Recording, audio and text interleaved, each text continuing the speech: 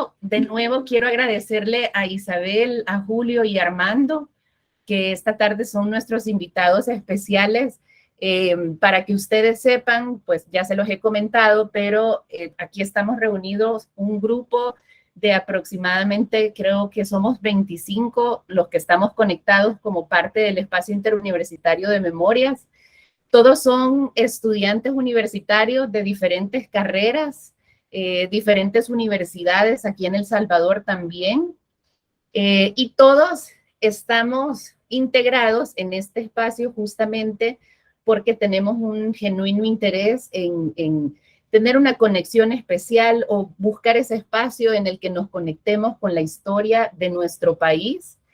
Y uno de los objetivos principales de este conversatorio que tenemos con ustedes ahora es justamente crear un espacio en el que ustedes con su experiencia y sus puntos de vista tan diversos, ya voy a ampliar un poco más sobre pues, lo que ustedes hacen, y van a tener un espacio también nuestros invitados para presentarse, pero nuestro principal deseo es que esta tarde cada uno de ustedes que se ha desarrollado en ámbitos pues tan diversos como lo son la curaduría y la investigación de museos, ser cineasta y documentalista, y en este caso Isabel como creadora de un podcast, desde sus diversas perspectivas como medios, eh, ustedes han tenido oportunidad de desarrollarse y adquirir experiencia y ganar experiencia en aspectos que buscan el rescate de la memoria histórica.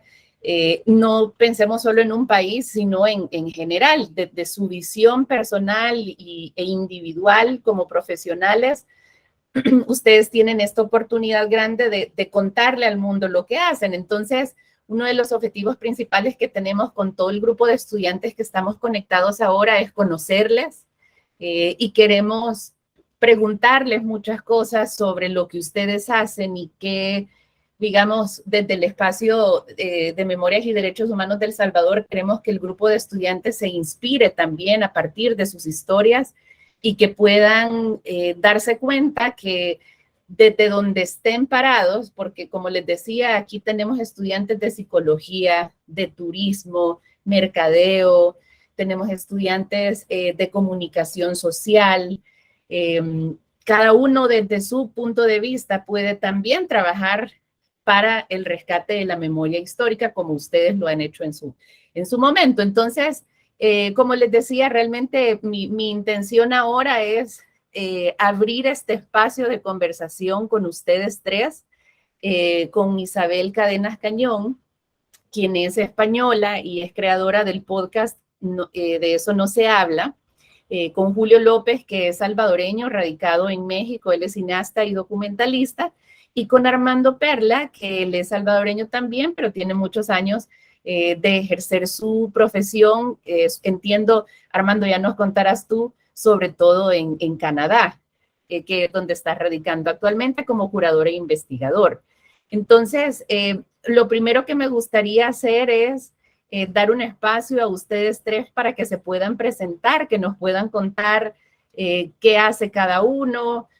Luego tendríamos un espacio en el que les lanzo algunas preguntas y abrimos también el espacio para que los muchachos puedan ir despejando sus ideas y que puedan pues hacerles preguntas directamente a ustedes también. Así que si gustan, comenzamos, si te parece, Isabel, tú puedes presentarte y contarnos un poco qué haces, y por qué te hemos invitado acá, porque ya hemos estado compartiendo en diferentes espacios. Sí, gracias, Diana. Tengo la conexión un poco mal porque estoy de viaje. Si en algún momento se corta, no sé si me pueden hacer como una señal. De hecho, ahora mismo, por ejemplo, no sé si está funcionando o no. Sí, sí, te escuchamos. Te escuchamos mejor de lo que te vemos, pero te escuchamos. Ya, bueno, acá son las 11:30 de la noche. De hecho, quería agradeceros, Diana, Julio y Armando, por ser tan, bueno, flexibles con la hora, porque, bueno, hubo como varios problemas y, en fin, es tarde, pero además como hubo varios cambios de hora, que fueron todos como por mi culpa, así que gracias. Y también quería decirles que estoy súper contenta de hablar con El Salvador, porque es un país al que me unen muchas cosas. Yo he estado varias veces allá y admiro mucho cómo, bueno, cómo ciertas partes del país, ciertos colectivos del país están tratando y han tratado la memoria histórica, ¿no? Algo de lo que España, de hecho, podría aprender muchísimo. Pero bueno, España es un país que en general le cuesta aprender bastante.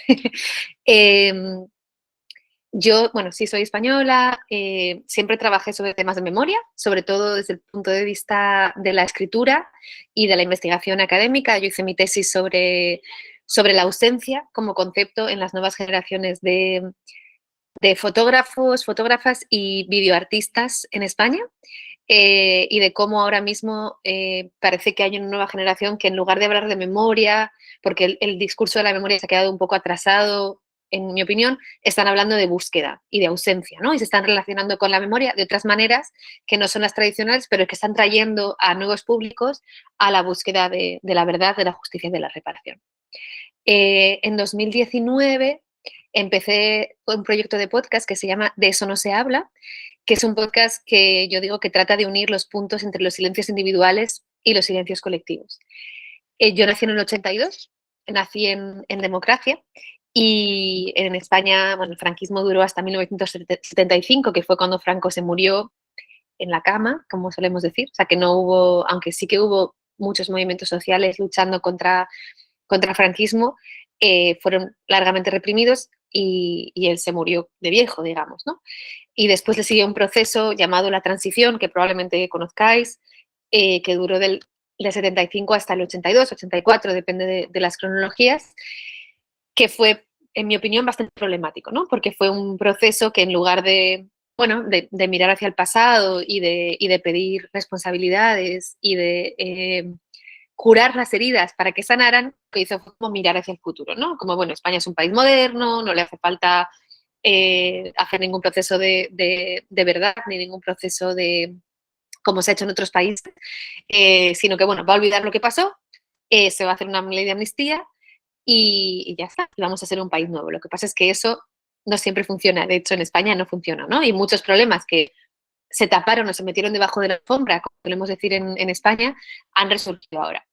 Para mí el más importante, aunque no solo, bueno, quizá hay dos que para mí son importantes. Uno es que en España todavía hay 114.000 personas en fosas comunes, que están, algunas sus familias saben dónde están, pero no pueden sacarlos aún, y en otras las familias ni siquiera saben dónde están.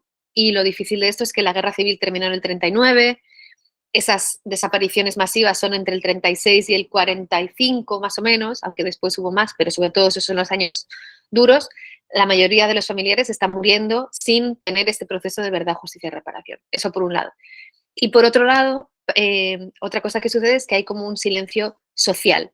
Entonces yo les decía, yo nací en democracia, pero a mí mi familia me educó con un no te signifiques, de eso no se habla, no te metas en política, incluso habiendo nacido en democracia, con el Partido Socialista en el poder. Y todas esas cosas son cosas que he heredado yo y que que han heredado las generaciones siguientes, ¿no? Entonces, yo siempre pensé que esto era algo que solo pasaba en mi casa hasta que me empecé a dar cuenta de que pasaba en muchas casas, ¿no? Y por eso de eso no se habla, es un podcast en el que decimos que unimos los puntos entre los silencios que parecen individuales y los silencios colectivos, ¿no? Porque tantos silencios individuales claramente es un silencio colectivo.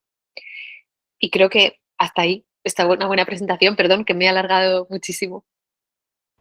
No, excelente. Gracias, Isabel. Gracias también por tu flexibilidad de participar a tan altas horas de la noche, pero estás muy fresca y eso me encanta, escucharte de esa manera. Julio, si pudieras contarnos ahora tú, pues, ¿a qué te dedicas? ¿Qué estás haciendo en México? ¿Por qué estás allá?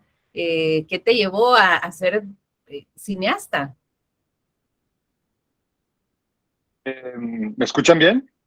Traigo unos Sí, audífonos que no sé si funcionan bien. Perfecto. ahora sí, sí. Pues antes que nada, muchos saludos a todos y todas. Es un gusto estar acá, siempre participando con el espacio de memoria que ha sido tan importante para abrir espacios de memoria, literal, como lo dice su nombre, en El Salvador.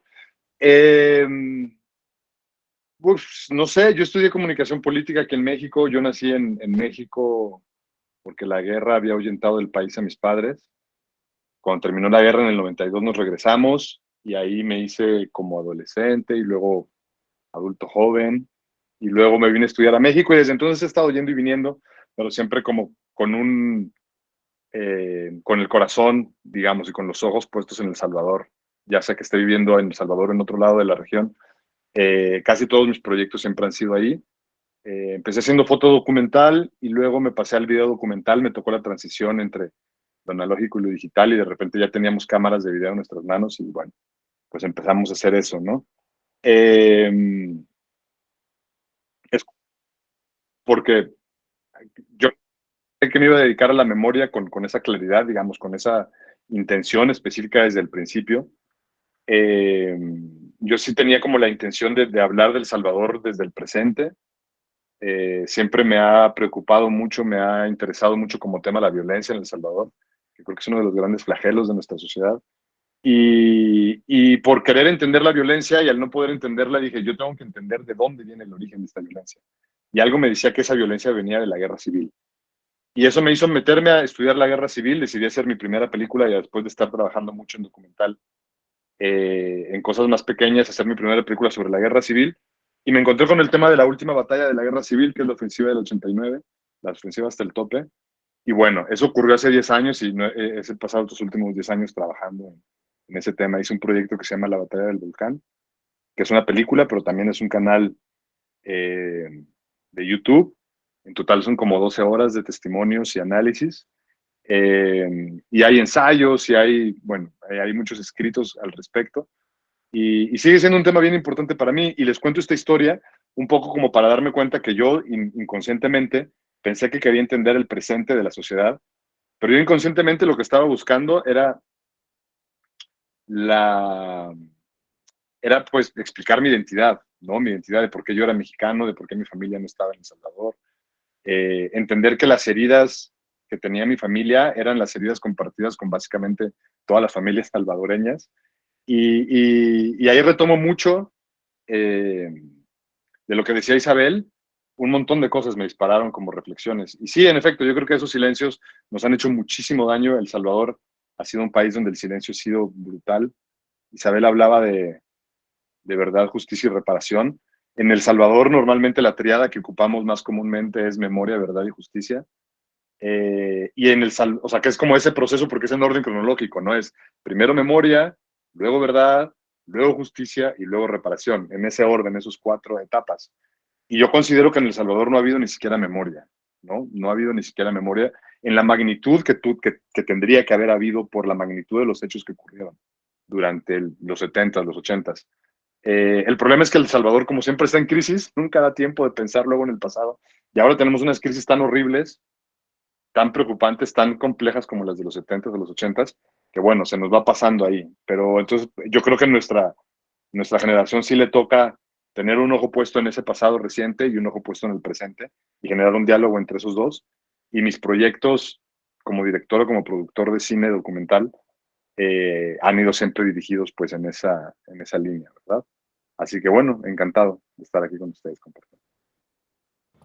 Gracias, Julio. Gracias, Julio, por tu introducción. Y la verdad es que también, al igual que como les he animado a los muchachos en días anteriores a escuchar episodios del podcast de Isabel y a, pues, informarse un poquito más con tus películas y con tus documentales, sería chévere que ahora en lo que vamos conversando ustedes también nos puedan contar qué recursos han desarrollado y de dónde podemos darle inspiración también a los muchachos para que conozcan su trabajo. Pero bueno, poco a poco lo vamos a ir conversando. Entonces, Armando, también me da muchísimo gusto tenerte en esta conversación. La verdad es que el formato, si ustedes se fijan, es intencionalmente un poco coloquial, o sea, un poco como vayamos desarrollando la plática, porque no todo el tiempo tenemos oportunidad de hablar con gente como ustedes que hace cosas tan diferentes y que tiene como sus raíces echadas en ámbitos que probablemente nosotros no conocemos. Y Armando, en lo personal, creo que trabaja en uno de los ámbitos que yo en lo particular no conozco tanto o no he tenido mucha exposición. Entonces, Armando, me encanta que tengas la oportunidad de presentarte y que podamos conocer qué hace un curador, qué hace un investigador, porque pues tú más que nadie también sabrás por tus proyectos en El Salvador, no tenemos una cultura de museos, no tenemos una cultura de conocer en estos espacios este tipo de iniciativas. Entonces, cuéntanos un poco qué hace un también salvadoreño en Canadá en tu profesión. Gracias, sí, buenas tardes a todas y todes. Gracias por la introducción, por la presentación. Yo nací y crecí en El Salvador, en el medio de la guerra. Yo nací en el 78 y la guerra, como ustedes saben, fue del 80 al 92.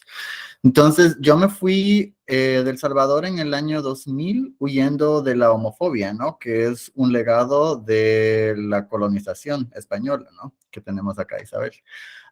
Entonces, justamente, ¿no? Yo me fui, me vine a Canadá y llegué aquí como demandante de asilo. Llegué en el 2000 y justamente, pues yo me formé como abogado. Entonces, justamente, Diana, es interesante lo que dices, ¿no? De qué es lo que hace un curador, porque yo realmente empecé a trabajar, yo me especialicé, yo estudié Derecho en El Salvador, no pude terminar, logré regresar a la Facultad de Derecho en una universidad acá, la terminé y luego me mudé a Guatemala, trabajé en el campo de los derechos humanos, allá luego me mudé a Washington, D.C., luego me mudé para Suecia la primera vez y estuve haciendo mi maestría que me especialicé en el Derecho Internacional de los Derechos Humanos y el Derecho Humanitario. Entonces, esa fue como mi formación. Luego, el gobierno canadiense estaba por construir un museo, un nuevo museo que era un museo de derechos humanos. Y estaban buscando gente justamente que no tenía formación en museología, sino que querían gente que tuviera experiencia en el campo de los derechos humanos, que era lo que yo estaba haciendo. Yo en Suecia hice mi maestría, pero me quedé trabajando allá, me quedé viviendo por 3 años y trabajé en el campo de la cooperación internacional para la Agencia Sueca de la Cooperación Internacional, asegurándome que sus programas seguían un enfoque de derechos humanos. Entonces, cuando el gobierno canadiense decide construir el Museo Canadiense de Derechos Humanos, me ofrecieron la oportunidad de trabajar como curador y fue cuando yo regresé a Canadá para poder ser parte del proyecto. El Museo de Derechos Humanos de Canadá, porque como Canadá es uno de los países más multiculturales, ¿no?, del mundo, tenemos muchísimas comunidades, muchísimos grupos que han pasado muchísimas atrocidades también en sus países y justamente también en Canadá tenemos el genocidio que ha sido ejecutado contra muchas de las naciones indígenas que habitan acá, ¿no? Entonces, el trabajo en el Museo de Derechos Humanos fue siempre con muchas comunidades, tratando de preservar la memoria, tratando de contar sus historias, justamente abriendo espacios para que estas comunidades pudieran contar sus historias en sus propios términos. Ese siempre ha sido el trabajo, ¿no?, que yo he hecho, colaborar siempre con estas diferentes comunidades, a muchas de las cuales también yo pertenezco, yo mismo, ¿no? Entonces, una de esas oportunidades fue trabajar con la comunidad Rohingya. Tengo unas imágenes que vamos a mostrar en un poquito, pero trabajar justamente con la comunidad Rohingya tratando de preservar lo que está pasando ahorita, ¿no?, el genocidio en Birmania, y justamente la persecución y las matanzas y los asesinatos.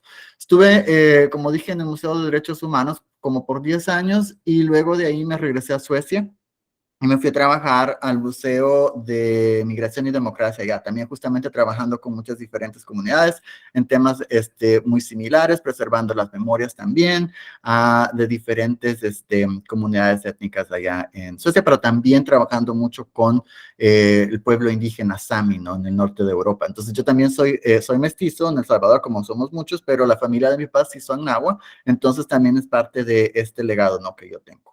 Y luego de Suecia me empecé a trabajar con la ciudad de Medellín en Colombia, justamente con el museo de Casa de la Memoria, que justamente trabaja en el tema de la memoria histórica, ¿no?, en Colombia, del conflicto armado, pero no solamente del conflicto armado, sino que también de la narcoviolencia. Entonces trabajé con la ciudad de Medellín, con el Museo Casa de la Memoria, apoyándolos como consultor internacional en museos, derechos humanos e inclusión social. Y justamente apoyando los procesos de co-creación. Luego de eso, me vine a enseñar a la maestría de museología de la Universidad de Toronto y luego de eso pasé ahora a trabajar con la ciudad de Toronto, con la alcaldía de Toronto, y a ser el curador jefe de los museos de historia de Toronto, que son 10 museos que tenemos, y justamente trabajando también con diferentes comunidades, asegurándonos que estas historias que no han sido contadas antes, estas comunidades que no han sido parte de los museos, puedan tener estas plataformas, como decía, para poder contar sus historias en sus propios términos. También, bueno, tuve la oportunidad justamente, ¿no?, de trabajar en la exposición en El Salvador de Imborrable que abrimos en julio, que también justamente era una exposición de memoria histórica. Esta exposición, cuando me contactaron, a mí me encantó mucho la idea de poder participar y justamente empezar a contar esta parte, ¿no?, de la narrativa y de la memoria histórica de El Salvador de una manera diferente, de poder contarla desde los grupos, como había dicho, que no habían tenido oportunidad de contar sus historias. Entonces, traer artistas que nos ayudaran a contar la historia de las comunidades indígenas, de las comunidades afrodescendientes, LGTBI, de la diáspora, y mujeres también, ¿no? Entonces, la memoria histórica, ¿no?, de El Salvador ha sido siempre dominada y contada por un hombre blanco, heterosexual, cisgénero. Entonces, queríamos realmente hacer espacio para que se pudieran contar y se pudieran priorizar estas otras narrativas. Entonces, más o menos es el trabajo que he estado haciendo como curador. Como decía, como curador, soy muy diferente de la mayoría de curadores porque siempre trabajo en descentralizar el poder. Solo voy a compartir las imágenes rapidito acá para mostrar un poquito de los proyectos. Quiero ver, no sé por qué no me sale. Quiero ver si hago acá, tal vez sale así. Acá. Veamos. Entonces, solo voy a ir rápidamente por las imágenes. Este es el Museo Canadiense de Derechos Humanos. Como dije, lo abrimos aquí. Este es uno de los proyectos de los que hablé, que es trabajando con la comunidad rohingya, desarrollando el guión curatorial, haciendo entrevistas, la misma comunidad no haciendo las entrevistas, liderando el proceso para no ser nosotros como empleados de los museos que lo hacíamos. Este es un poco el resultado final de la exposición, con mucha fotografía.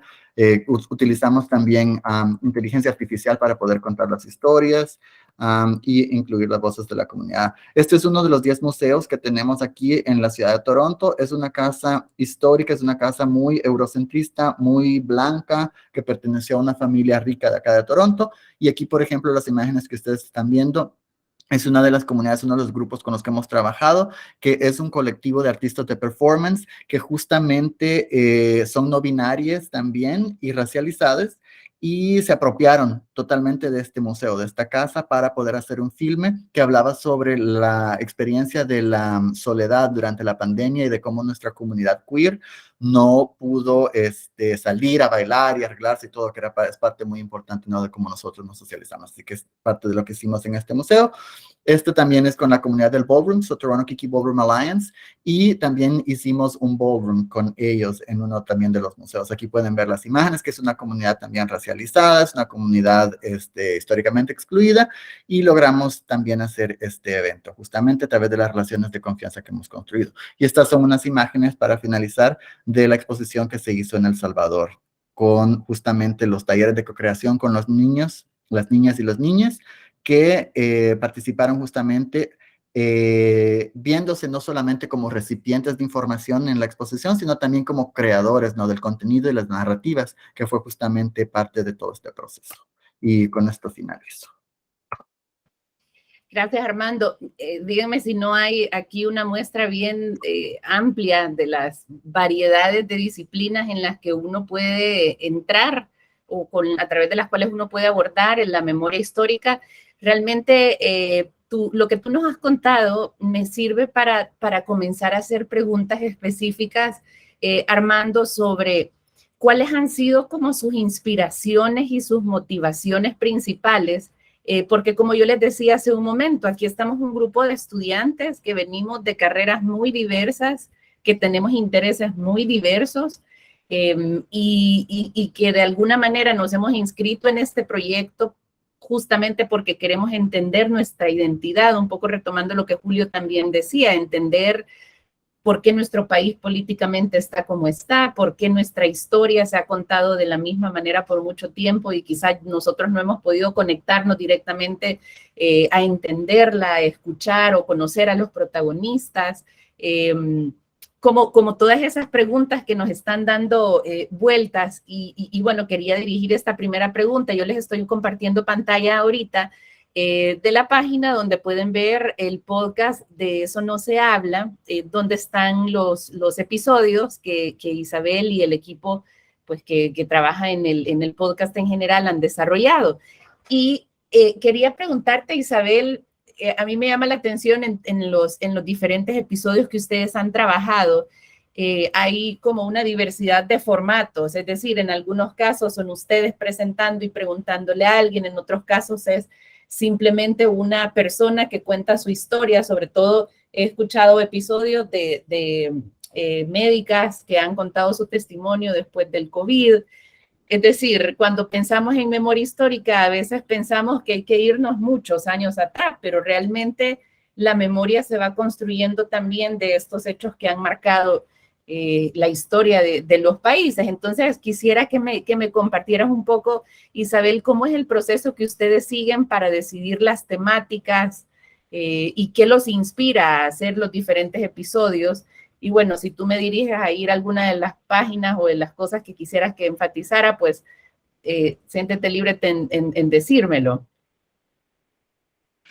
Es muy difícil esa pregunta porque yo la verdad es que no soy nada sistemática.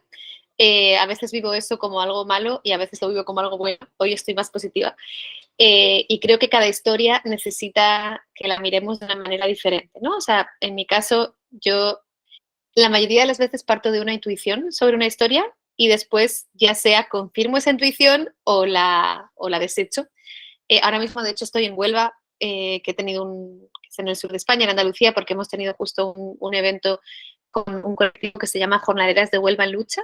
El campo, el trabajo del campo, de los campesinos y las jornaleras en España está totalmente invisibilizado. Es un colectivo que gana muchísimo menos dinero, que ni siquiera está en el régimen general, quiere decir que no tienen el mismo convenio, los mismos contratos y los mismos derechos que el resto de trabajadores, sino que tienen menos, que es ya una locura, ¿no? La gente que está cultivando nuestra comida tiene menos derechos que la gente que la come.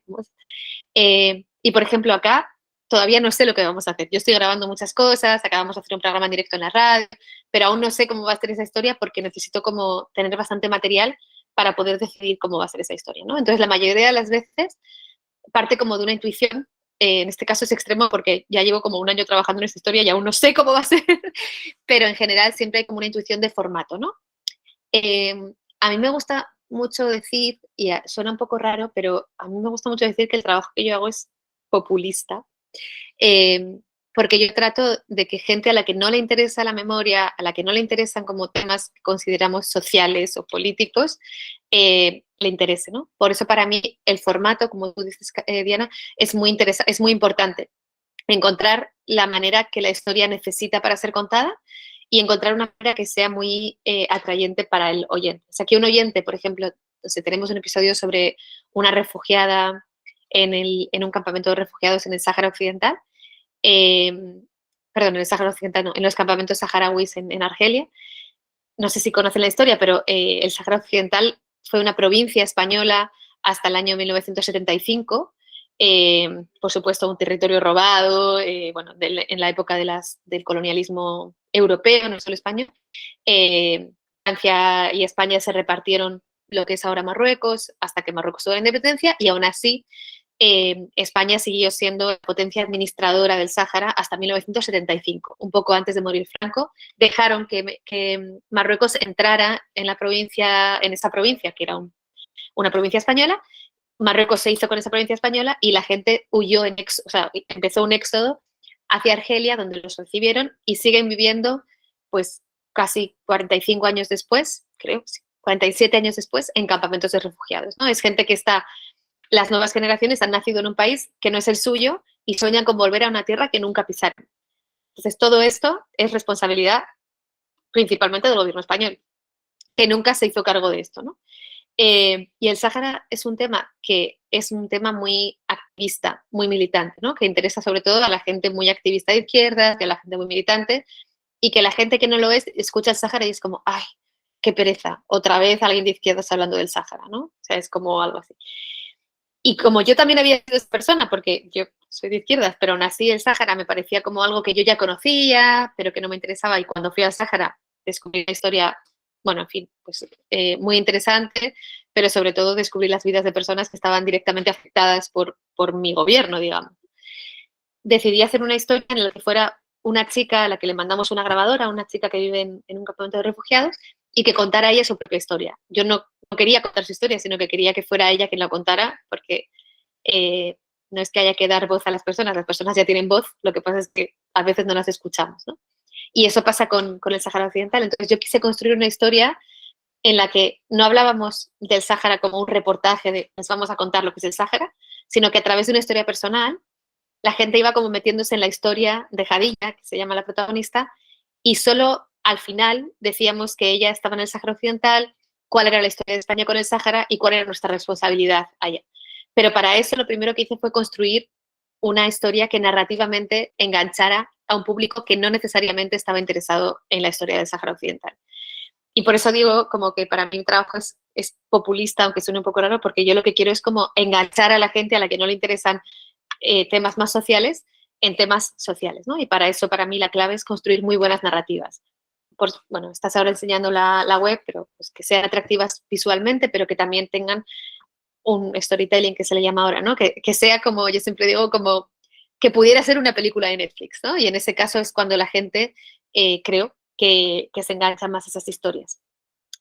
Por eso cada historia de Eso no se habla tiene un formato diferente. Para mí también era importante como jugar con los formatos y presentar las diferentes maneras que hay de hacer audio, ¿no? Como que no tiene que ser solamente un formato o yo presentando siempre o yo siguiendo siempre la historia, sino que hay muchas otras maneras de contar. Por si, Sí, creo alguno de los que que no, si hay alguno de los que nos escucha que le ha llamado la atención escuchar cuál es el episodio en el que cuenta su historia esta chica. ese episodio es el episodio 2 o 3, se llama Jadilla. Ok, Y es se un lo voy a diario sonoro. compartir. De Sí, acuerdo, se lo voy a compartir. acá aparece el cuarto. Sí, ese es. Uh-huh. Uy, les mandé un link que nada que ver, no le hagan caso a este link, por favor.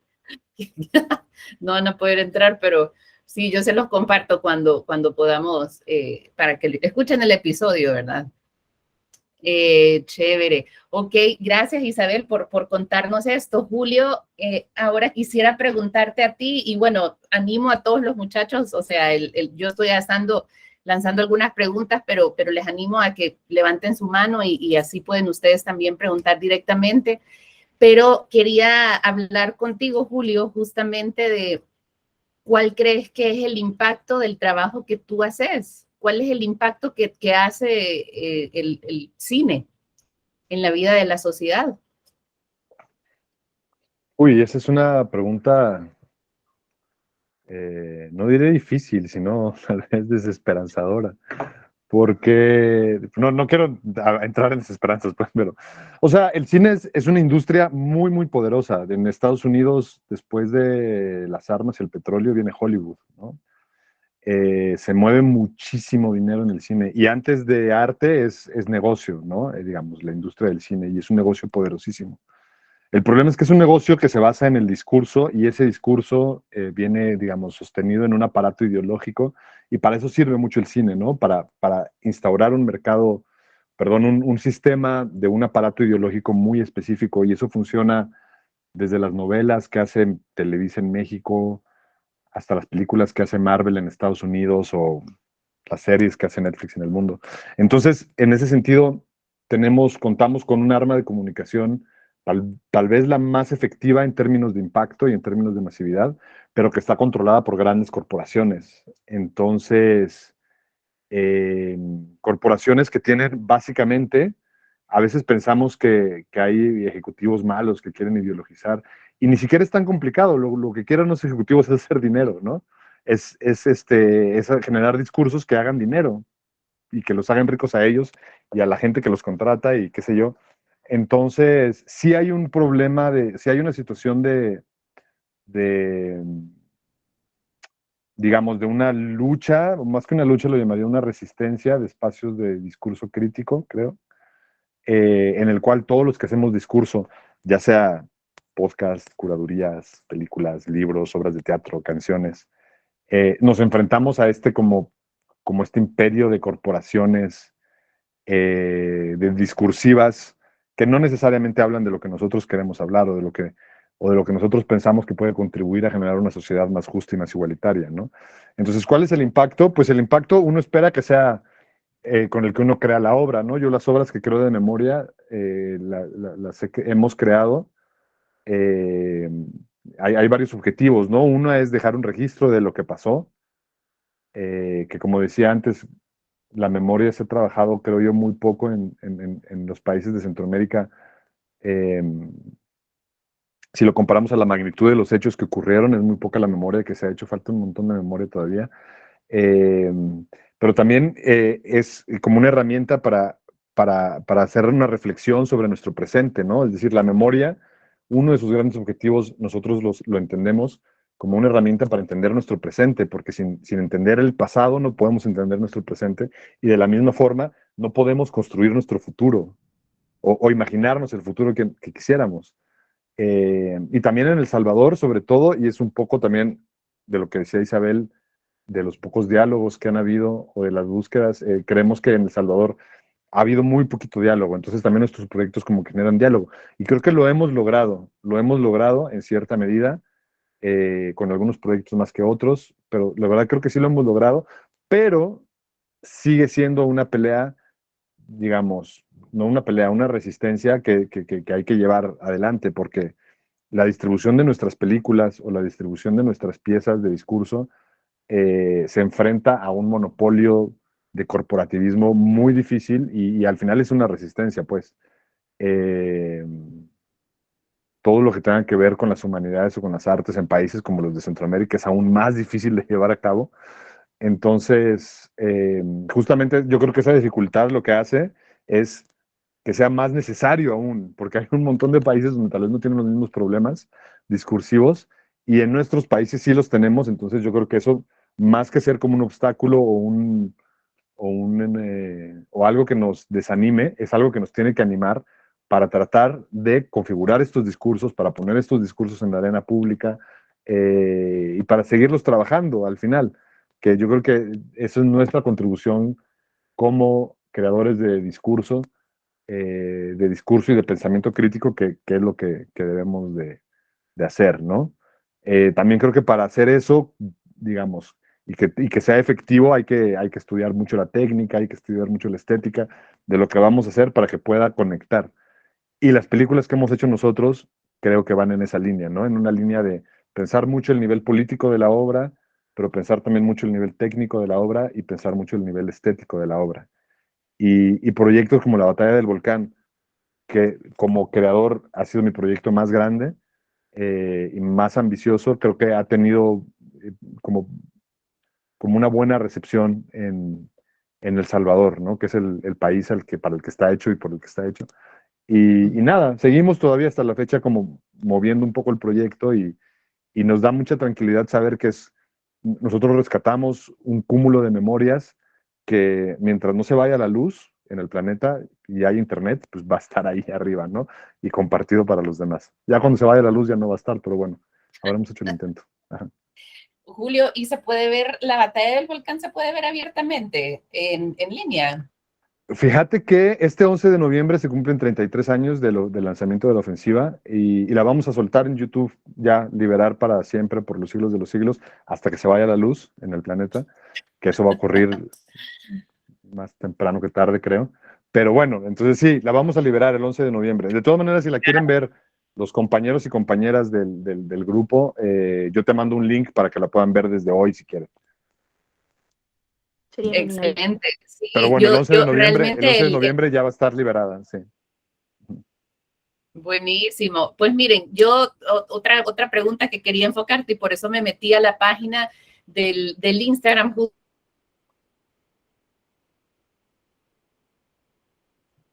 Se trabó Diana, ¿verdad? Eh, Te trabaste hola, un hola. segundito, Diana. Ya volviste, ya volviste. Hoy sí, ya volví. Perdón. Espérenme, quiero ver, me voy a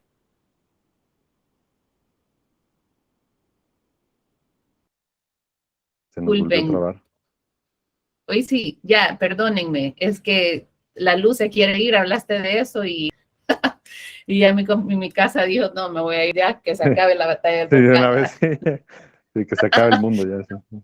Se acabe el mundo, ya no importa nada, son bromas. No, estaba queriendo meterme acá porque cuando yo vi por primera vez tu documental, yo recuerdo que me trasladó muchísimo a una época que yo definitivamente desconocía en mi vida personal. Yo vivía cerca de un cuartel de la Fuerza Armada, básicamente a la vuelta de un cuartel.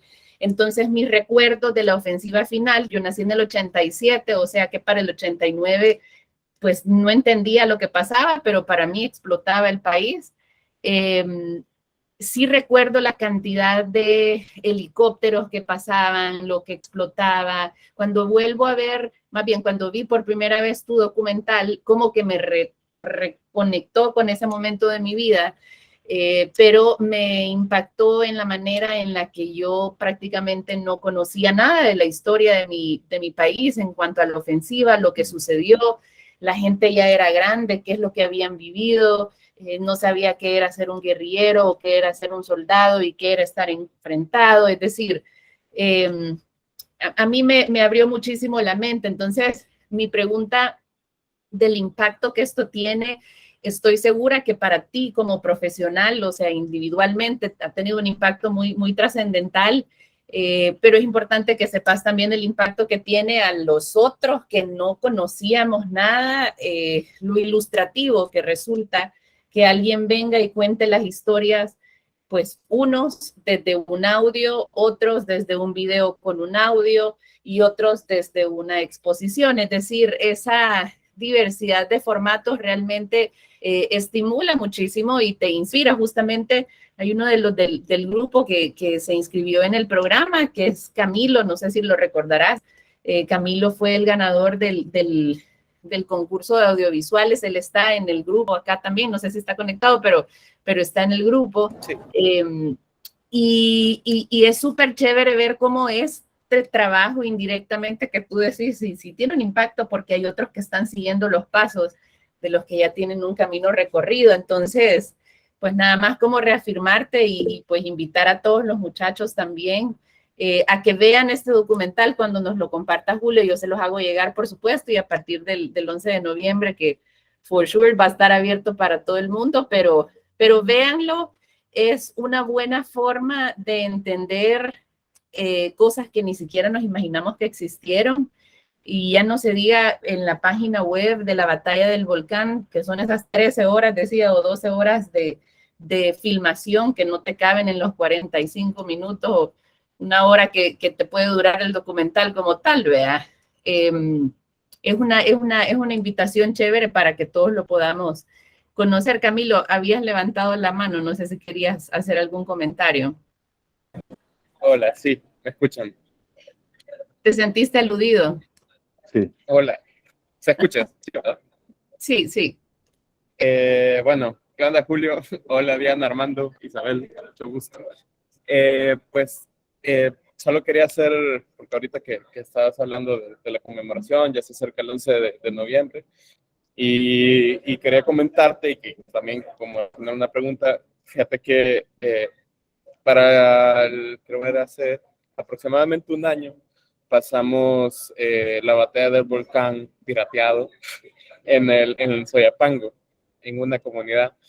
Y fue bien interesante que al final de la proyección se nos acerca un señor de aproximadamente 67 años y nos agradece, ¿verdad?, por el trabajo, ¿verdad?, que hicimos varias actividades.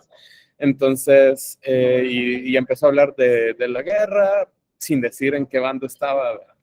Y al final una de las compañeras le dice, bueno, muchas gracias a usted, compa, no me acuerdo, por el esfuerzo, por algo. Entonces en ese momento se puso así como una posición, los ojos llorosos, y después al final nos dimos cuenta que él fue parte de las Fuerzas Armadas.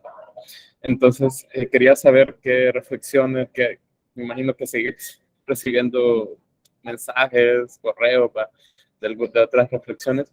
Y quería saber cómo ves este tema de cómo se está trabajando el tema de la polarización desde estos actores, y como a mí me queda muy marcada la primera escena donde se juntan actores de la guerrilla y de la Fuerza Armada. Entonces, ¿qué crees que puedes sacar como algunas reflexiones acerca de juntar personas del mismo bando y qué has visto? Sí, claro que sí, Camilo. Un gusto escucharte y gracias por la pregunta. Justo, es una pregunta que me da pie a comentar algo que ya quería comentar con lo que había dicho Diana anteriormente. Eh, Híjole, y es muy largo. Me voy a ir súper rápido. Pero básicamente, digamos, nuestro enfoque viene mucho por el enfoque que hace la Academia Argentina. Hay una autora que se llama Ana Amado, que es buenísima, recomendadísima, para ver cómo se construye la memoria desde las artes. Y ella habla de momentos traumáticos, ¿no? Esta memoria surge cuando hay un momento traumático en una sociedad de violencia totalizadora. ¿Qué es una violencia totalizadora? Cuando la sociedad gira porque hay una violencia operando en el espacio, ¿no? Normalmente, y en el siglo XX en América Latina, estamos hablando de guerras civiles o de dictaduras o de desastres naturales.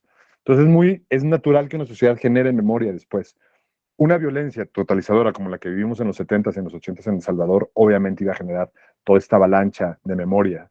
Lo que pasa es que hay distintos momentos de memoria. Hay la memoria que se hace en el momento de la crisis, que normalmente la hacen los actores que están involucrados en la crisis. En el caso, por ejemplo, de la Guerra Civil Salvadoreña, pues eran los grupos en un enfrentamiento armado, ¿no? A grandes rasgos, los diferentes grupos de la guerrilla y los diferentes fuerzas de la Fuerza Armada, ¿no? Eh, Después, el segundo momento es el que hacen cuando termina la crisis, como el recuento de los daños de cada uno de los grupos. Y ahí viene un poco el problema. El problema es que tanto en el primer momento de memoria, en el momento de la crisis, como en el post-crisis, hecho por los mismos actores, en casos como el salvadoreño, están totalmente eh, influenciados, o esos discursos se construyen a través de los intereses particulares y de los intereses partidistas, y muchas veces intereses que buscan generar una historia que no les genere consecuencias judiciales a todos esos actores, al ejército y a la guerrilla.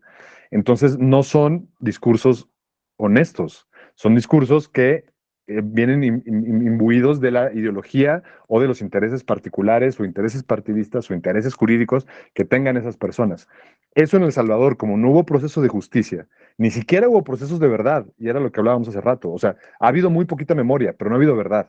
Ha habido muy poquita verdad.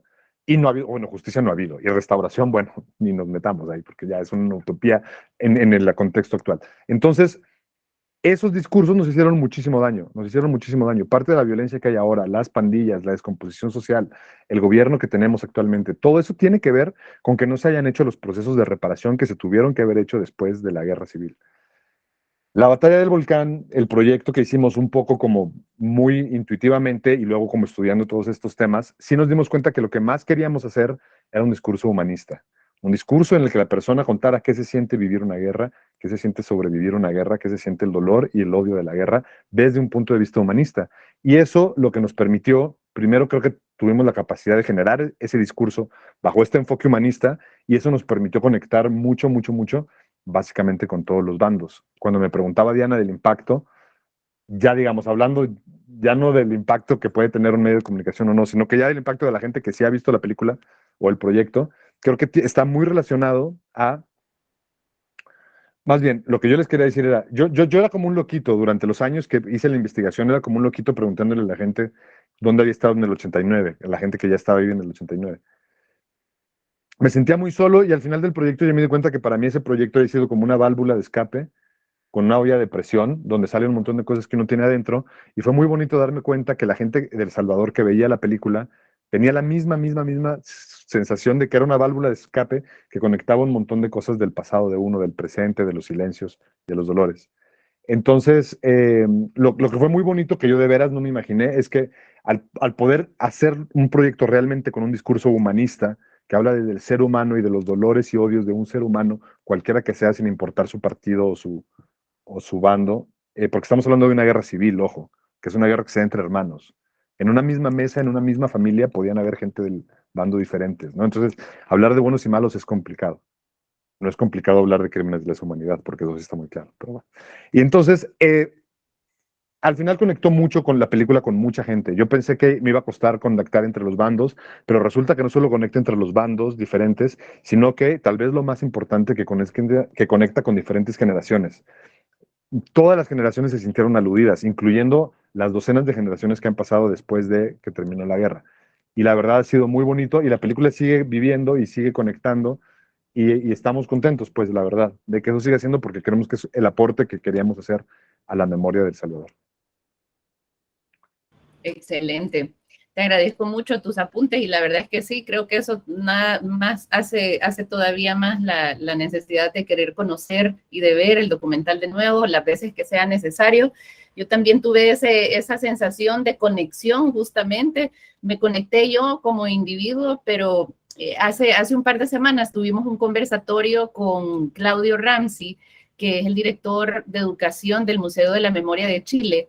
Y él destacaba un aspecto que me llamaba muchísimo la atención y él decía, nuestros padres, refiriéndose a procesos históricos de guerra, no necesariamente de El Salvador, pero nuestros padres han luchado mucho por escondernos, no en maldad y no por una razón negativa, pero han luchado mucho por escondernos del pasado oscuro que se vivió. En cualquier contexto de guerra, tu papá o tu mamá lo que quiere es que el niño esté protegido, que no tenga miedo, que no tenga esos recuerdos. En algunos casos los papás fueron más exitosos que en otros, pero digamos que esa es una tendencia por la cual nuestras generaciones probablemente no han conectado directamente o naturalmente con la historia de nuestro país. Entonces, me llama mucho la atención porque ese fue justo el efecto que yo tuve. Lo contrario, en mi caso, cuando vi tu documental, me recordé justamente que eso, en una misma mesa yo tengo tíos que eran de izquierda, fueron guerrilleros, y tengo tíos que mataron los mismos militares,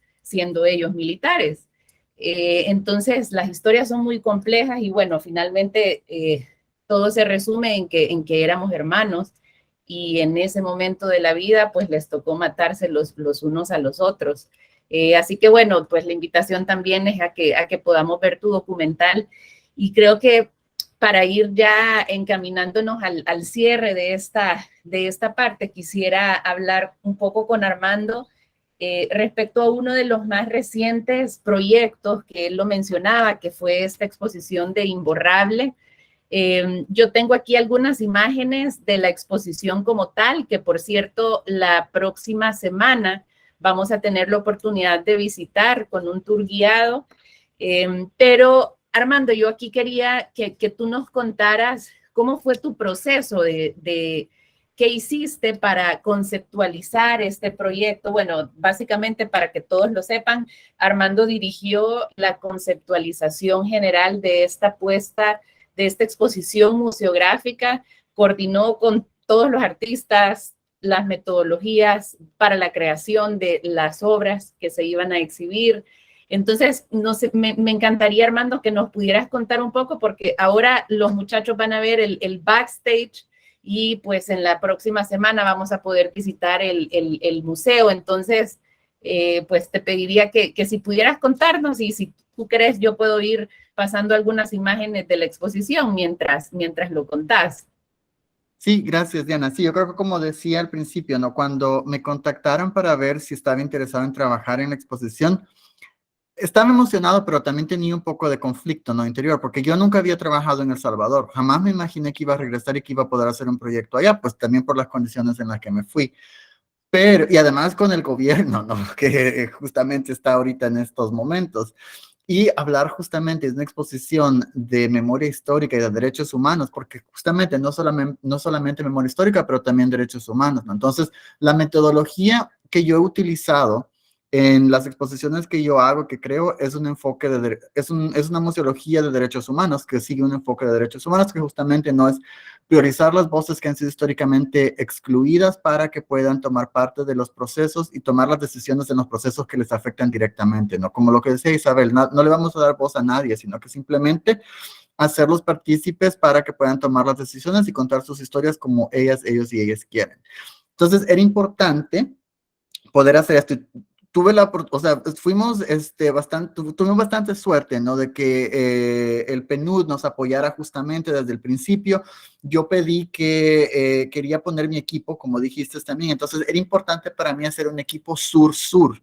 Entonces yo traje gente con la que yo había trabajado, porque el objetivo era crear capacidad en el país, ¿no? Como decías, no hay mucha capacidad en lo que es la creación de exposiciones. Entonces, como decías también, yo me fui de 21 años del Salvador y yo jamás visité un museo, porque es algo que no se nos inculca, ¿no? Entonces, era, como dije, para mí era importante traer este equipo que fuese internacional, pero también local. ¿Por qué?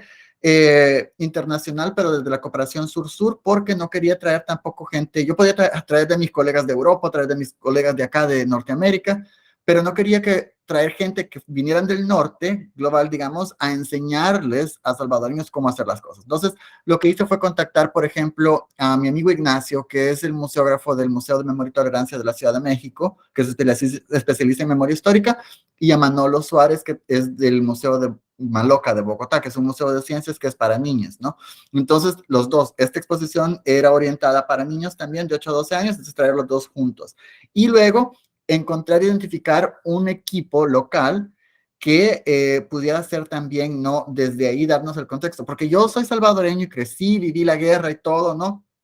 Pero tengo 23 años de no vivir en el país, entonces yo no tenía el contexto, tampoco, yo no vivo el día a día, no sabía las realidades de ahora y tampoco quería llegar como un mesías marrón, a tampoco como presentarme como alguien que sabe cómo son las cosas y cómo se van a hacer las cosas. Entonces quería yo justamente trabajar desde abajo, que es justamente también como yo hago el enfoque, ¿no? De la museología de derechos humanos, es una museología desde abajo, que vamos a trabajar desde las comunidades y vamos a decidir juntos lo que queremos hacer. Entonces, ahí fue que contactamos también, que contacté a Dalia y a Hugo Rivas, ¿no? Que fueron los co-curadores, éramos 3, que fue increíble porque también ellos ya tenían contactos, yo también ya conocía gentes, pero entre los 3 fue increíble porque además ellos ya tenían relaciones de confianza que habían establecido con las diferentes comunidades y con los artistas, que para mí era difícil, pues estando desde Canadá, yo fui 4 veces creo que fui a El Salvador a trabajar, a hacer los talleres de co-creación, pero no es lo mismo en este corto tiempo poder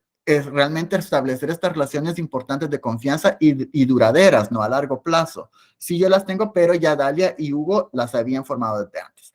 Entonces trabajamos desde esa manera.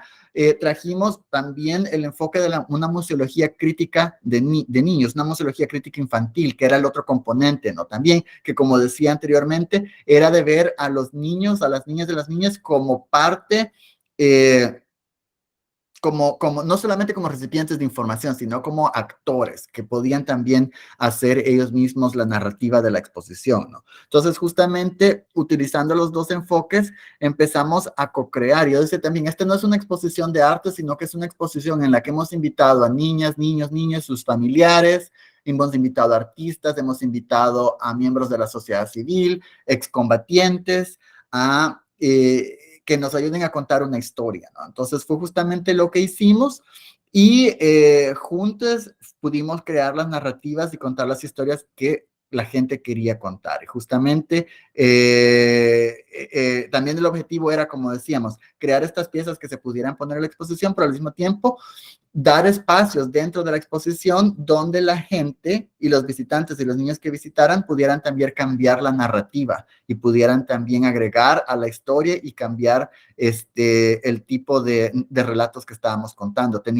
Aquí pueden ver los dibujos que estás enseñando, son justamente dibujos originales que pertenecen a la colección del MUPI, del Museo de la Palabra y la Imagen, y que fueron creados por los niños refugiados en los campos en Honduras, ¿no? Que también lo queríamos poner. Era parte importante también de nosotros utilizar este tipo de evidencia justamente en el contexto que se está viviendo ahorita en El Salvador, que es un contexto de negación también, ¿no? De los acuerdos de paz, del conflicto armado. Entonces, justamente traer todo este tipo de evidencia a través del arte, a través de los dibujos de sobrevivientes y de niños, era bien importante también. Estas máscaras que también están viendo son máscaras que fueron hechas por las niñas, los niños y las niñas a través de los diferentes trabajos de co-creación. En cada espacio de la exposición había trabajo que se había hecho junto con los niños y los niños y los niñas. Y también estamos, como decía, conectando el conflicto armado justamente a las raíces de la colonización, ¿no? Y la desposesión, el robo de las tierras indígenas y la traída de personas esclavizadas también a explotar estos recursos y la creación también de esta jerarquía basada en la idea falsa, ¿no? De la raza que puso a los europeos arriba y la distribución de los recursos y la riqueza también, y que creó estas disparidades enormes, ¿no? Que son las que también han sido mucho de la causa del conflicto armado y también justamente como Julio hablábamos también, ¿no? De las diásporas y hablamos justamente de la violencia de las maras de hoy en día, ¿no? A través de los relatos de las diferentes personas que participaron. Pues eso fue un poco más o menos el proceso que seguimos para poder crear la exposición. Muchísimas gracias, Armando. La verdad es que, bueno, no te lo había comentado, pero hace un par de semanas nosotros hicimos un recorrido por el Museo Marte. En el Museo Marte, no sé si has estado aquí en El Salvador, si has estado, sí. Seguramente. Fíjate que nos pasó algo curioso. Te digo, el 80% del grupo que estamos de estudiantes no conocía sobre el museo, no sabía de la existencia del museo. Y ahora estoy segura que participando en este programa empiezan ellos a darse cuenta que en el mapa de El Salvador hay sitios de memoria de donde uno puede nutrirse y de donde uno puede seguir, digamos, enriqueciendo sus ideas sobre todo lo que se hace y todo lo que ya existe en El Salvador. Tú nada menos mencionaste bueno, esta exposición en la sala que está en el Parque Cuscatlán, el Museo Marte, el MUPI, que son espacios que tienen muchos años de estar funcionando y que pues nos brindan esa oportunidad de enriquecer nuestro conocimiento sobre lo que ha sucedido en el pasado y nos ayuda a entender el presente también. Entonces, no sé si hay alguien más de los muchachos que están conectados, si quisieran hacer sus preguntas. Este ya es el momento, ya estamos llegando a la conclusión del espacio de conversación. Me gustaría pues nada más reiterar este pues espacio que tienen los muchachos para conversar. Si ustedes quieren hacerle una pregunta directa a alguno de los tres invitados. No sé si alguno tuviera el interés de conocer un poco más, o sea, la apertura que ellos han tenido con nosotros ha sido súper chévere de tener este espacio, pero la conversación puede continuar, entonces, pues, si hay algo que quisieran preguntar, contanos, Bessie. Primeramente, buenas tardes a todos y un gusto haberlos escuchado. La verdad es de que todo ha estado bien interesante y creo que hay muchas cosas que no conocíamos y hasta el momento todavía vamos como que resolviendo en el camino. Entonces, una de mis preguntas, para cualquiera de los tres que guste responderla, es que como nosotros como jóvenes y estudiantes que prácticamente vamos empezando en este camino de saber sobre memoria histórica, ya que no es algo que como que desde la escuela lo hemos visto tal cual, es como que, ¿qué consejos nos podrían dar? Porque hay muchas cosas de que posiblemente no las tenemos muy claras y pues nos podemos confundir en el camino. Entonces, ¿cómo qué consejos nos podrían dar a nosotros?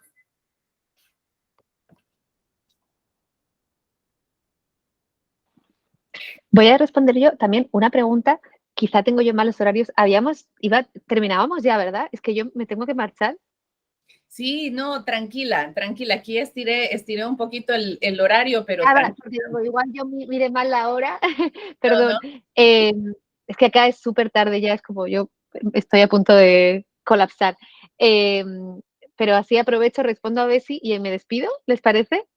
Me da mucha pena porque me parece que estos espacios son hermosos, o sea, me encantó escuchar a Armando y a Julio, vamos, me gustaría que fuera larguísimo de hecho esto y poder conversar. Hay tantas cosas que dijeron los dos que resonaron, o sea, que de verdad, honestamente me gustaría mucho como poder seguir la conversación. Y Bessie, o sea, yo estaba pensando con lo que dijo Julio sobre cómo distribuir, ¿no? nuestros discursos, y yo, bueno, quizá también porque estoy en ese momento vital, pero para mí como preservar la independencia es algo como clave, ¿no?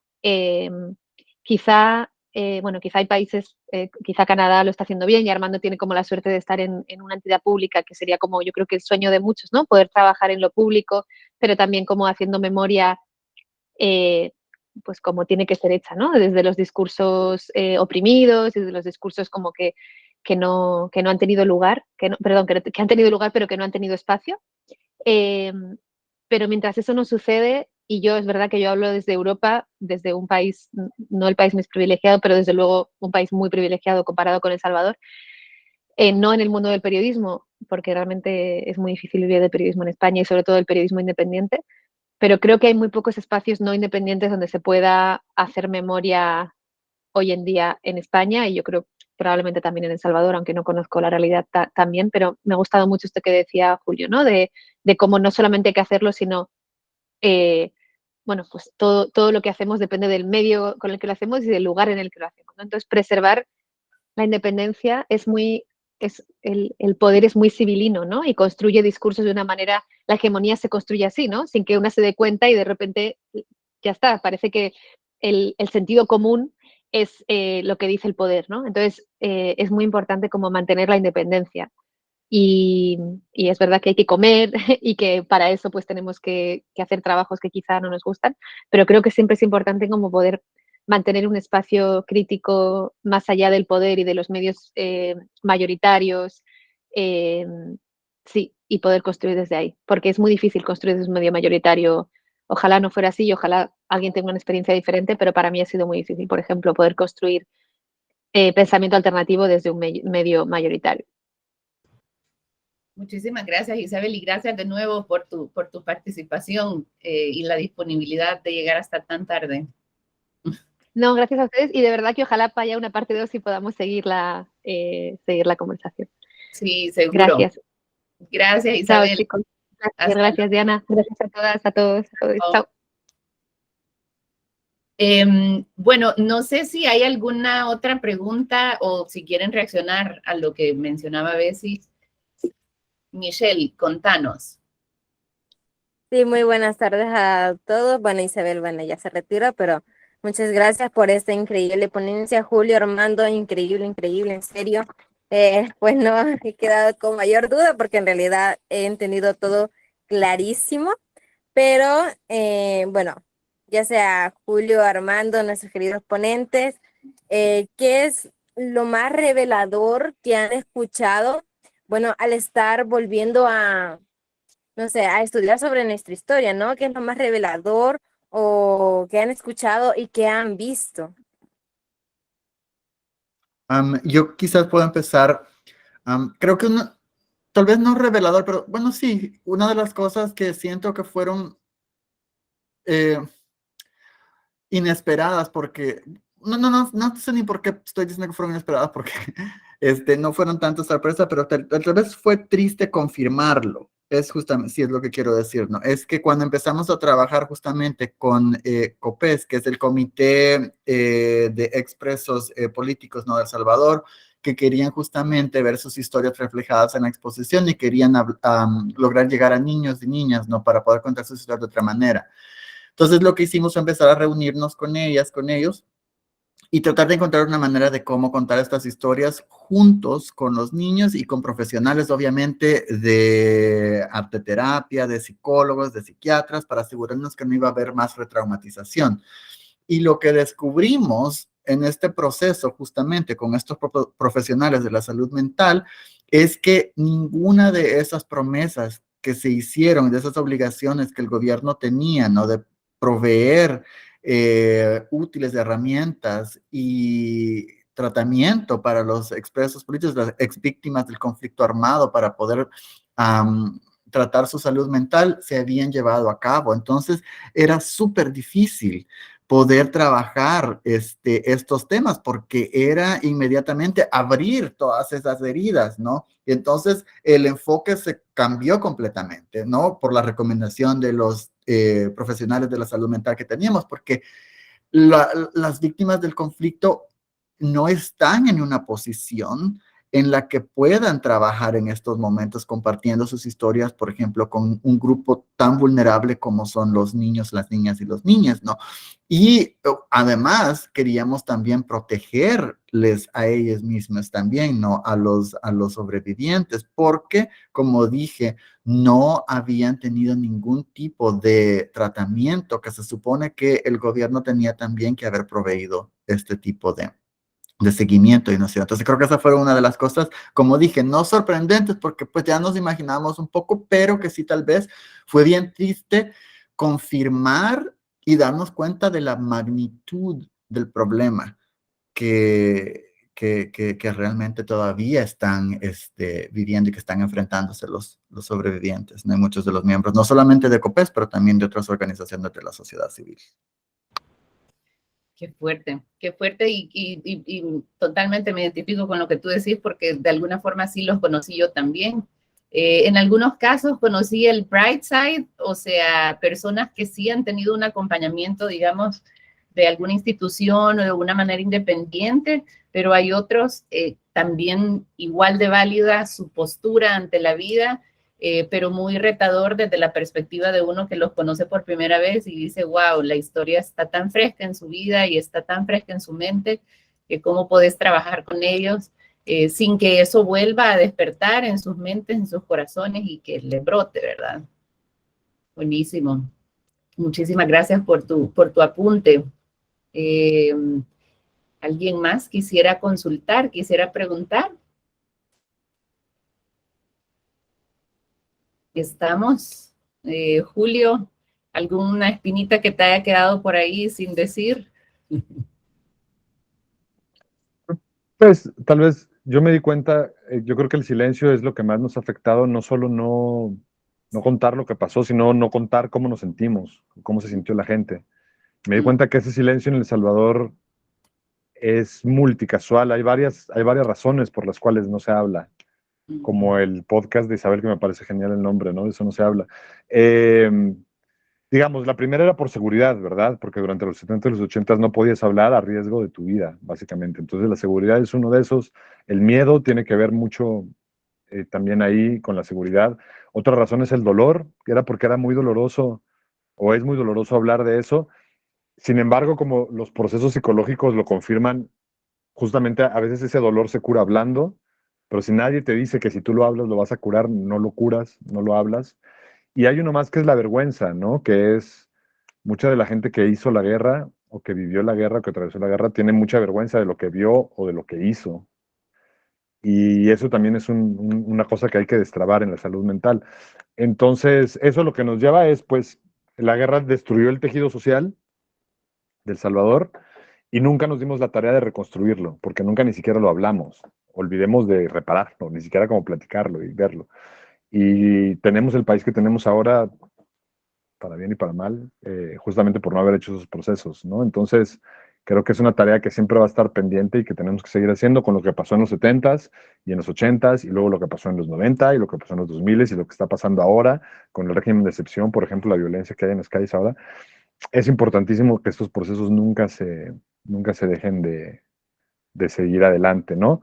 Yo, si quieren destrabar un poquito la memoria de la guerra civil, pregúntenle a sus padres, a sus abuelos o a la gente que esté vivida en los 80s cómo vieron la ofensiva y a partir de eso empiecen a hacer preguntas y van a ver que los va a llevar a conocer un montón de cosas bien bonitas de su familia. Pregúntenle a sus familiares. Van a ver que, que solo el hecho de que ellos se acuerden de lo que les pasó en el 89 les va a hacer que ustedes conozcan un montón de cosas de su familia. Súper interesante, totalmente. Gaby, ¿querías hacer alguna pregunta? Ya serías la última en preguntar. Contanos.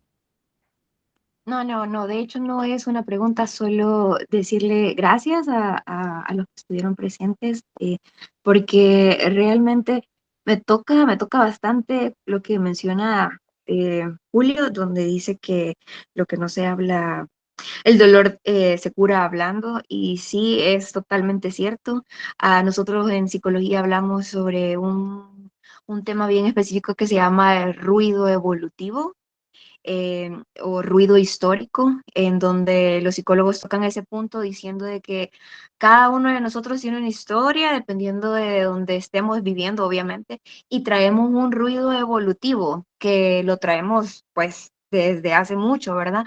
Y esto creo yo que tiene mucho que ver porque este es como nuestro, yo lo veo como un ruido evolutivo de nuestra sociedad, lo de la guerra, porque si no tenemos historia o si no conocemos qué fue lo que realmente pasó, no vamos a saber cómo sanar. Entonces, creo que esto de esta película realmente me ha llamado bastante la atención porque tenemos que tener ese ruido histórico nosotros, ¿verdad? Como salvadoreños. Y gracias a Julio porque se tomó el tiempo en trabajar este proyecto por nuestro país y no dejarnos ahí como en la soledad, ¿verdad? Callados, que nadie lo menciona, nadie lo dice. Sí, así es. Gaby claramente es estudiante de psicología y ella, bueno, el apunte lo hacía desde su perspectiva y es súper chévere escucharte, Gaby, justamente porque el trabajo o los trabajos en los que tú vas a tener oportunidad de desarrollarte, vas a conocer la historia de la vida, de las personas, de muchos que eventualmente te dejan entender por qué estamos como estamos. No solo a nivel individual, sino pues a nivel colectivo. Pues miren, realmente quiero de nuevo agradecerles a Armando y Julio por regalarnos todavía estos minutos de más en la conversación. Gracias por el espacio que abrieron en su agenda. Y bueno, así como decía Isabel, quisiéramos tener muchas oportunidades para conversar con ustedes y gracias porque en esta primera ocasión nos dijeron que sí y espero que más adelante pues la conversación continúe, ya sea de manera individual, a través de sus trabajos, a través de sus proyectos, que es una forma de conocerlos también de primera mano. Así que, bueno, al menos cuenten aquí con este grupo de 20 y tantos jóvenes que estamos y vamos a seguir pendientes de su trabajo y vamos a seguir detrás de sus pasos para conocer lo que están haciendo. Así que quizás para dejarlos ir también a ustedes dos, con el grupo de muchachos todavía nos quedamos un par de minutos porque tengo un par de anuncios parroquiales, pero pues agradecerles de nuevo por este espacio y decirles, voy a compartir lo que ustedes me hagan llegar con los muchachos para que todos tengamos ese acceso. Y gracias de nuevo por el tiempo. Muchas gracias a ustedes. Les mando un tremendo abrazo y nos vemos pronto por El Salvador. Sí, muchas gracias, de verdad. Gracias, abrazo. Hasta luego. Chao, chao. Nos vemos pronto. Chao. Gracias. Bueno, amigos, amigas y amiguis, gracias por el tiempo también para ustedes, para conectarse a la llamada y por las preguntas que compartieron. La verdad es que dan ganas de seguir preguntándole miles de cosas. Yo misma, cuando empezaba a preguntarles, decía, pues ya no me quedó tiempo de preguntar esto otro. Pero bueno, son tantas cosas que inspiran de ellos que les invito de verdad a que conozcan lo que hacen, conozcan su trabajo. En el documento que les entregamos al principio, ustedes pueden ver su biografía, curiosen sobre el podcast, escuchen los episodios. Cuando Julio me pase lo de la batalla del volcán, súper chévere, porque desde ya lo van a poder ver. Infórmense, eso es lo más importante que les quiero dejar ahora para que aprovechemos todos estos recursos y de ir fortaleciendo ustedes sus ideas. Entonces, ya para cerrar, quiero reiterarles sobre la próxima semana. Tenemos el tour guiado al Centro Histórico de San Salvador y el Parque Cuscatlán. El viernes, lo que va a ser más importante es que todos nos encontremos media hora antes, a la 1:30 en el Parque Cuscatlán, porque eso nos va a dar el tiempo que nos trasladen. Vamos a irnos en un transporte privado para el Centro Histórico de San Salvador, al área de Catedral. Yo les reiteraba la vez pasada que vayamos vestidos, o sea, como que vamos a una excursión, pues con gorra, bien protegidos, con camisetas, zapatos cómodos, porque la idea va a ser caminar en el centro. Yo les decía que la conceptualización que se ha creado sobre este tour va a ser una invitación súper chévere para ustedes y una experiencia multisensorial, por ponerlo de alguna forma, para reflexionar sobre la historia reciente de El Salvador. Tener conversación con testimonios de personas sobrevivientes, sobre todo enfocado en lo que sucedió en la masacre del 30 de marzo de 1980 durante el funeral de Monseñor Romero. Yo les decía la vez pasada que algo que es importante es que todos lleven su celular, idealmente con datos, porque eso les va a permitir tener una experiencia mejor, porque con los que llevan el tour dan una experiencia de realidad aumentada, entonces es importante que todos tengan datos en su celular. Contarles también cuáles van a ser los puntos de la agenda. Primero vamos a hacer un recorrido sobre el proyecto Ciudad Perdida, que es el funeral de Monseñor Romero, lo que les menciono de la experiencia de realidad aumentada en este sector. Vamos a visitar la cripta que está en la Catedral Metropolitana. Vamos a tener un refrigerio en uno de los cafés ahí en el centro histórico. Luego vamos a irnos de regreso al Parque Cuscatlán y vamos a conocer el Monumento a la Memoria y la Verdad que está en el parque. Y vamos a tener una discusión grupal ahí en la galería del Parque Cuscatlán. Eso es básicamente la agenda que vamos a tener este día. La expectativa es que pues, nos encontremos a la 1:30. Allá por las 5 de la tarde ya va a haber terminado toda la actividad. Yo les mencionaba lo de la visita a la exposición Imborrable, y en este caso lo que les sugeriría es que en cualquier día de la próxima semana ustedes reconozcan el lugar. Si no conocen el Parque Cuscatlán, sepan a dónde nos vamos a encontrar. Y aquí, bueno, como no les estoy viendo, estoy un poquito así como en el aire, queriendo entender si todos me entienden, pero supongo que me están viendo. Entonces, todos conocen el Parque Cuscatlán. ¿Cómo llegar al Parque Cuscatlán? O escriba ahí o levante la mano a alguien que no. ¿Conocen dónde está la hoja cultural, que es como este anfiteatro? ¿Sí lo conocen? ¿No lo conocen? De mi parte, no. No lo Miriam, conocen. yo También de sí. mi parte, ¿no? Igual de mi Vaya. parte. ¿No conoces?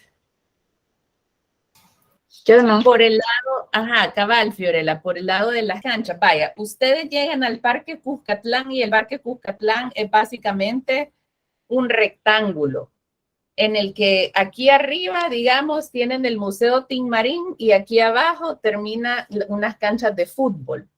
Nosotros vamos a estar en este sector, digamos, del centro. Entonces, lo más importante es que cuando lleguen ahí, pregunten a dónde está el anfiteatro y los vigilantes muy amablemente les van a dirigir a dónde. Llegan al Parque Cuscatlán o me escriben en el WhatsApp, yo les mando la ubicación exacta, pero lo más fácil es lleguen al parque, ubíquense cerca del Museo del Tin Marín y digan, estoy al otro lado. O si llegan del lado de las canchas, ahí van a ver, es un anfiteatro súper alto. Quiero ver, anfiteatro Parque Cuscatlán, capaz aquí sale una foto. Sí, aquí está, miren. Esto es lo que ustedes van a ver. Es un anfiteatro. Lo que yo les estoy diciendo es que aquí está las canchas que dice Fiorella y al otro lado completamente está el Museo Tin Marín. Entonces, para quienes no conocen, pues esa es más o menos la ubicación, pero es súper chévere. Entonces, lo que les recomendaría es que se lleguen temprano. Yo les recomendaba que si quieren llevar agua o algo, pues pueden acercarse también. Michelle, buena pregunta. Si los padres quieren ir, ¿pueden asistir? Sí pueden ir. Lo único que no me puedo comprometer es tener transporte para los papás. Tenemos el transporte para todos ustedes como estudiantes. Entonces, si sus papás quieren ir, no me puedo comprometer a que tengamos espacio para todos, pero si ellos pueden movilizarse por sus propios medios, súper bienvenidos. Vea, entonces cuenten con que ustedes sí tienen su asiento asegurado y eso, pues, por supuesto, lo cuenten con ello. ¿Alguna otra pregunta? Fiorella, contame.